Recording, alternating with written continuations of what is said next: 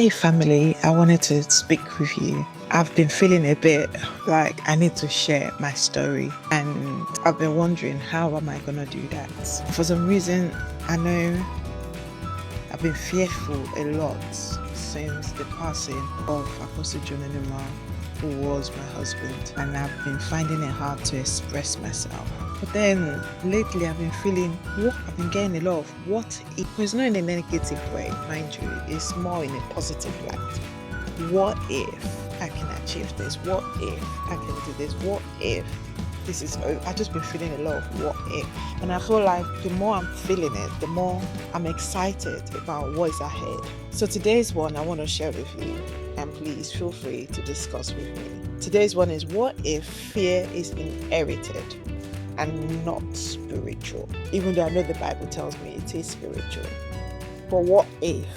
Remember, it's what if. And it's open for discussion. I want to hear your thoughts on what you think. But have you ever wondered if some of the things you fear, or some of the things you've gone through as a result of fear, are inherited mindsets rather than true spiritual traits? What do you think? Let's talk about it. So, my 7-year-old daughter recently participated something amazing at school called the swap shop.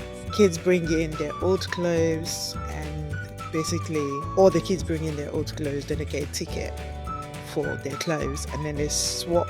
They go around the room, see which one they like of someone else's clothes, and then they swap their clothes. I hope I explained it properly. So they take home someone else's donation of clothes. It's a beautiful initiative. And when I heard about it, I was like, this would be amazing for church. Imagine the Christian community coming together. Someone might be from a rich family and they have some clothes that they don't want. And then you may be from a, moderate family and you have some clothes that you don't want. And you just swap it around. How wonderful would that be? I just thought it was an amazing initiative. But I'm digressing. Let's come back to point.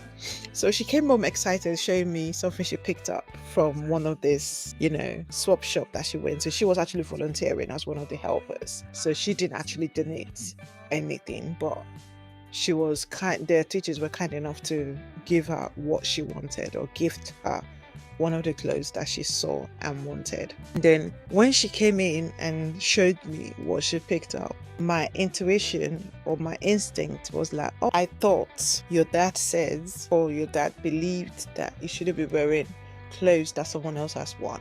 And she looked at me puzzled. Like, I said, yes, your dad has always talked about not wearing clothes that someone else has worn. And then it hit me with a question. She hit me with a question, and she said, but mommy, even if I've washed the clothes and prayed on it, I'm still not allowed to wear it?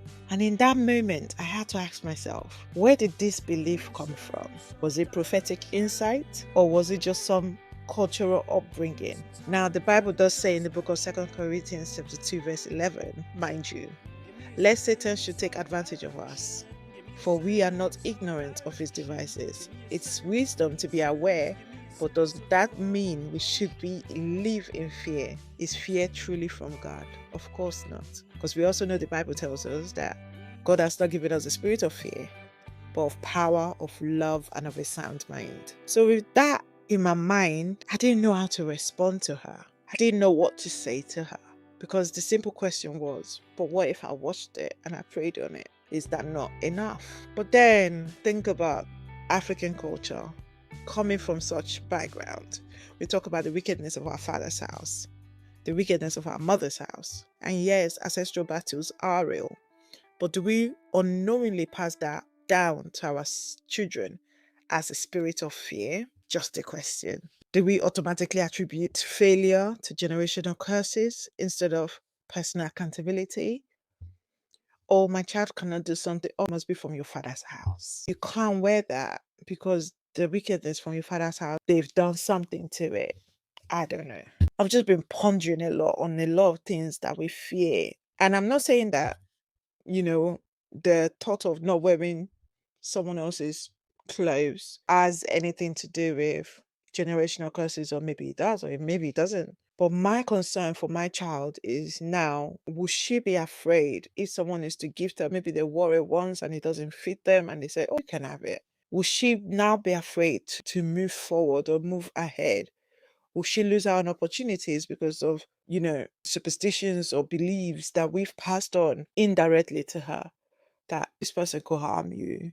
So therefore don't talk to them, or don't go near them, or don't be around them. But that belief of that person's wickedness can also come from those that have gone ahead of us, but we may never get to know the person for ourselves. And it could also be what they've heard about that person's family.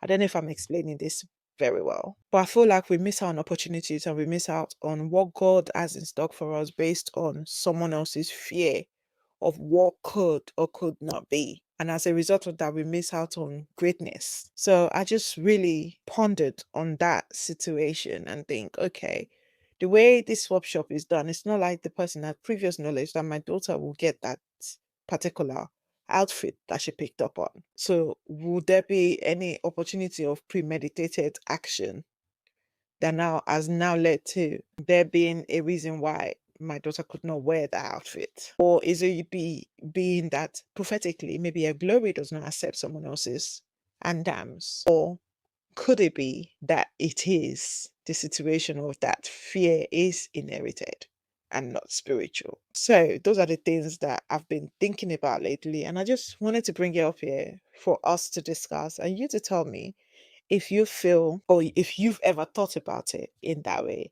I'm open to, understanding it from your perspective and what you may look at that may stop you or someone else from perhaps being in that situation, and what you would have done differently.